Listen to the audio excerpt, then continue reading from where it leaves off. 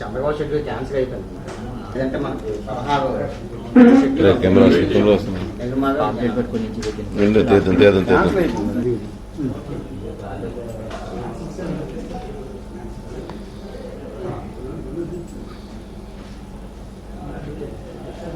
16 arrow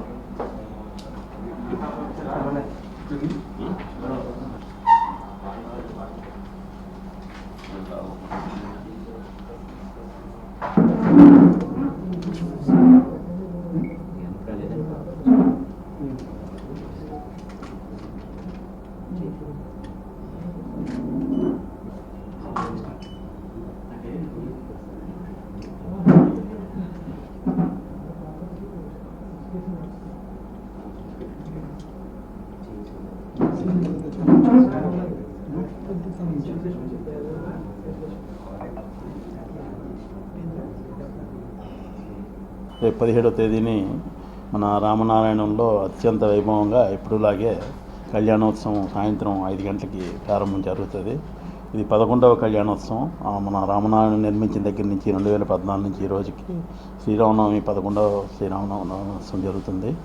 ఎప్పుడు కూడా ప్రతి శ్రీరామనవమి కూడా సుమారు 15-20 వేల మంది జనం కళ్యాణంలో పాల్గొనడం, ఉదయం నుంచి రాత్రి వరకు అందరు రావడం, అందరికీ ప్రసాదాలు ఏర్పాటు చేయడం, అందరికీ బస్సు సౌకర్యం ఏర్పాటు చేయడం కూడా జరుగుతుంది.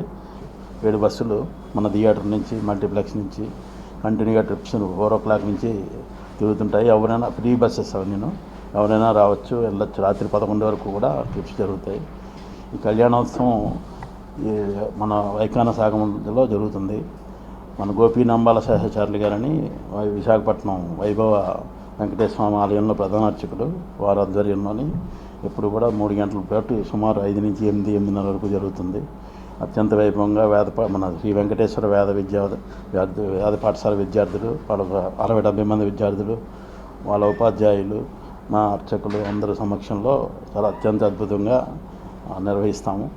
శ్రీ రామనారాయణం శ్రీమత్ రామాయణ ప్రాంగణం మన విజయనగరం గ్రామానికి అతి సమీపంలో వేంచేసి ఉన్నటువంటి రామచంద్ర ప్రభు స్వామివారికి శ్రీరామనవమి స్వామివారి జన్మదిన ఉత్సవాన్ని పురస్కరించుకొని యుగాది మొదలుగా వసంత నవరాత్రులు అని చెప్పి 9 రోజులు నవరాత్రులు పూర్తి చేసుకున్న పిమ్మట శ్రీరామనవమి రోజున స్వామివారికి ఎంతో విశిష్టంగా, ఎంతో అత్యద్భుతంగా ఆ రోజు ప్రాతకాలమునందు నుండి సుప్రభాత సేవ, అదేవిధంగా విశేషార్చన మొదలుకొని ఆ రోజు ఉదయం 7 గంటలకు స్వామివారికి ప్రత్యేక స్నపన, పంచామృత స్నపన తిరుమంజన కార్యక్రమాలతో కైంకర్యం ప్రారంభించబడి ఉదయం 10 గంటల సమయంలో స్వామివారికి రామతారక మూలమంత్ర హవనంతో కూడుకొని విశేషంగా హవన కార్యక్రమాన్ని పూర్తి చేసుకున్న పిమ్మట మహాపూర్ణాహుతి అయిన తరువాత సాయంత్రం స్వామివారికి 5 గంటల సమయం దగ్గర నుండి కూడా